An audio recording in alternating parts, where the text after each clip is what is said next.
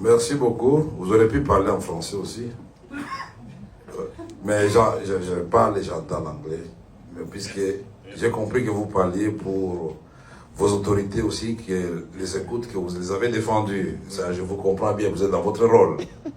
Mais vous savez très bien que depuis 1994, s'est passé une tragédie au Rwanda, le génocide. Nous avons tous condamné ces génocides en présence des troupes des Nations Unies au Rwanda. Et la République démocratique du Congo, vous êtes d'accord avec moi, n'était pas impliquée dans le génocide. Ça, nous sommes d'accord. Est-ce que le Congo a fait le génocide au Rwanda? Mais quand même, vous souvenez Non, que... je pose la question d'abord. Ces souvenirs, c'est autre chose. Je dis, est-ce qu'au déclenchement du génocide, la République démocratique du Congo était au Rwanda? C'est non. Et c'est au contraire... La force congolaise n'a pas été aux côtés des génocidaires avant? Non, vous savez que quand vous parlez... Non, madame, s'il vous plaît. Excellence. Vous savez que quand vous parliez, je vous laisse... Non, please. C'est très intéressant, madame. Vous avez peur de quoi? La vérité est claire, pas comme l'eau des roches. Tout le monde sait très bien que le Congo est victime de sa politique de l'hospitalité. Quand on a tué les gens au Rwanda, et quand les Tutsis ont voulu se venger, 2 millions de personnes ont traversé notre frontière commune. Je ne suis pas en train de raconter des histoires. Et sont venus dans les provinces du Nord et du Sud Kivu. En présence, s'il vous plaît, des troupes des Nations Unies qui étaient là-bas. Qui auraient pu, à ce moment-là, séparer les civils et les militaires et désarmer les militaires avant d'entrer sur le territoire congolais. Et plus tard, à l'époque de Mobutu, on va organiser la tripartite Rwanda, Zaïre, devenir République démocratique du Congo, et les HCR, sous le gouvernement Léon Kengo Wadondo. Et nous avions désigné le site où on devait éloigner les réfugiés rwandais pour éviter qu'ils ne constituent une menace pour leur pays, à au moins 150 km de la frontière commune. Et au moment de le réaliser, ce n'est pas la République démocratique du Congo qui a dit non. Et après, vous avez pris prétexte, puisque vous avez hébergé les Hutus chez vous, c'est une menace contre nous, et donc, une guerre des agendas. Vous allez recruter Laurent Désiré Kabila d'heureuse mémoire. Laissez-moi terminer, vous avez parlé, ça c'est la technique de chez vous, laissez-moi terminer. Il faut savoir écouter, je vous donnerai le temps, vous allez parler. Si vous n'avez pas peur de la vérité, laissez-moi éclairer l'assistance. Je termine, je vous promets, vous aurez la parole là-bas. Merci, laissez-moi terminer. Alors, vous avez pris prétexte du fait que, soi-disant, une catégorie des Congolais n'était pas suffisamment représentée dans les institutions. Les Banyamulenge, qui sont des Tutsis. Mais alors qu'en ce moment-là, paradoxalement, le ministre des Affaires étrangères, c'était Bizimakara et les Tutsis. Et je peux vous citer la liste longue. Tous les services de sécurité, c'était les Tutsis. Les chefs d'état-major général de l'armée congolaise, non seulement Tutsis, mais du Rwanda, James Kabarebe.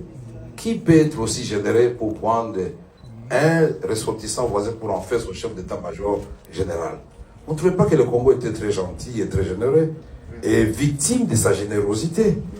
Et en 1998, le 27 juillet 1998, quand Laurent Désiré Kabila, lassé, la population lassée par des violations à répétition des droits de l'homme, des soldats rwandais qui avaient accompagné les forces de libération, il devait faire un choix.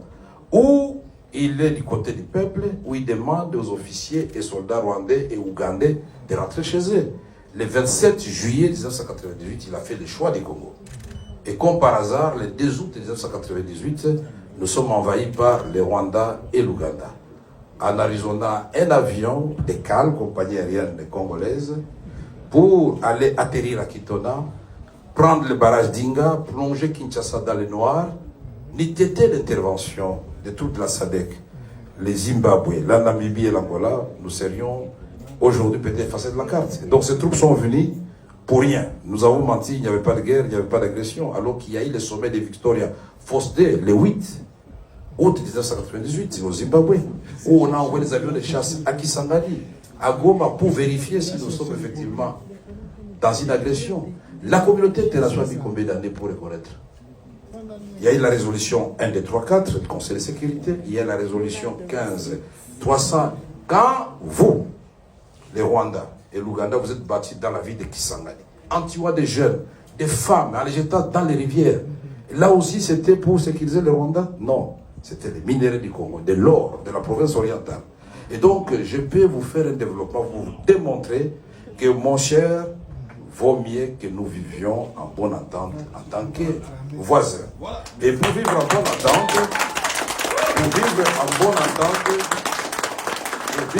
entente, nous devons nous dire la vérité. La vérité n'a pas de lieu ni de temps. S'il faut dire la vérité en Inde, à l'occasion de ce conclave, il faut dire la vérité. Et vous voyez que des chocs des idées va jaillir la lumière. Je pense qu'en partant, vous aurez un message pour vos autorités pour dire que les Congolais veulent la paix.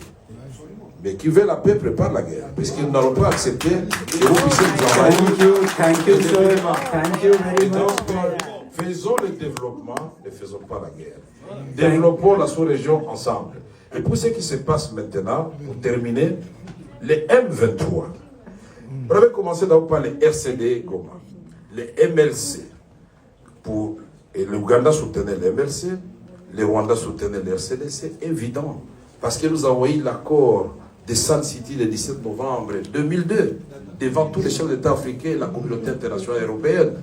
On a signé l'accord qui nous a donné, dit laissez là-bas. Laissez-les, Bouchiri. Bouchiri. Mais pourquoi vous êtes Bouchiri? Vous êtes agité pourquoi?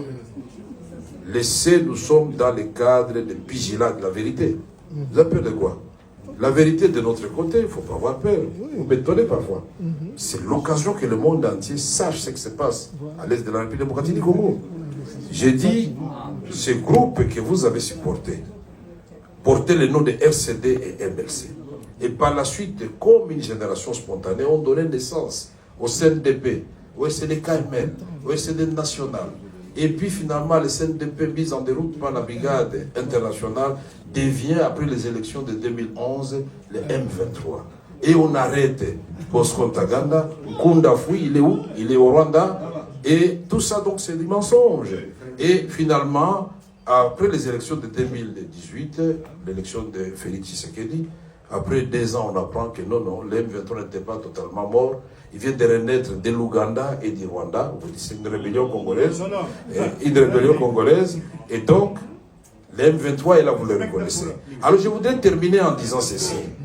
En vous regardant dans les yeux, mon frère et cher voisin.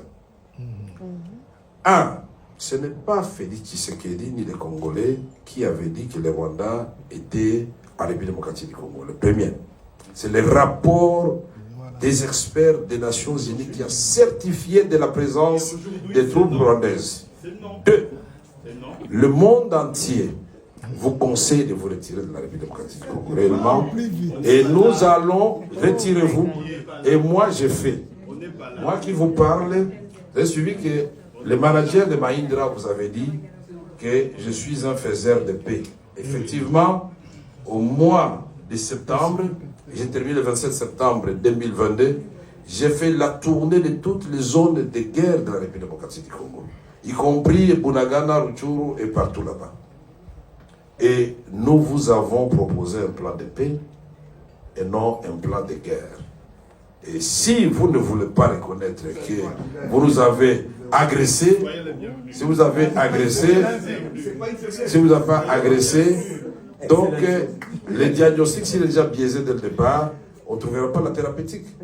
Soyons panafricanistes, comme vous l'avez dit, l'Afrique doit aimer l'Afrique. Le Rwanda, géographiquement, et sur le plan historique, personne ne va le déplacer. La République démocratique du Congo, géographiquement, demeurera jusqu'à la fin du temps le voisin du Rwanda. Alors, d'après vous, quel est le modèle qui peut nous inspirer? C'est le modèle de la France et de l'Allemagne. Ils se sont fait la guerre pendant longtemps. aujourd'hui sont devenus des complices dans le cadre de l'Union européenne. Vous ne voulez pas ça, vous continuez à dire que vous n'êtes pas chez nous. Mais comment vous allez, attention, à force de nous faire la guerre, regardez-moi s'il vous plaît mon frère, à force de nous faire la guerre, vous êtes en train de nous apprendre l'art de la guerre. Et cet éléphant qu'on appelle la République démocratique du Congo, aujourd'hui, aux jambes un peu brisées, il va se lever, il va marcher. Mais il ne va pas marcher sur vous. Il va tirer tous les deux voisins vers le développement, vers les rendez-vous avec l'espérance. Parce que notre vocation à nous, ce n'est pas de faire des guerres à des voisins ou ailleurs. Notre vocation à nous, tel que Dieu a placé le Congo au cœur de l'Afrique, c'est de vous aider.